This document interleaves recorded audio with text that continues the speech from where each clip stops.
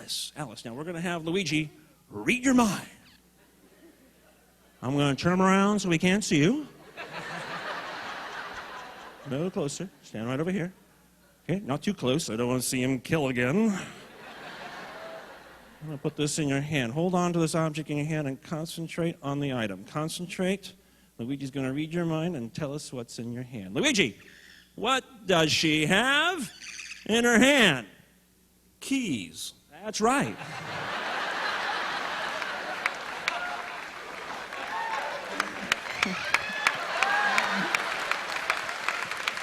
Wow! You don't see acts like this in Vegas. And you thought this would be stupid. Now, next we're going to have you select a card, Luigi, read your mind, and find the card. Now, these cards right here, they're kind of fun. You push on them. They squeak. Give that a try. A little push. Now, just like, there you go. Okay. Also works better. You have a squeaker in your hand.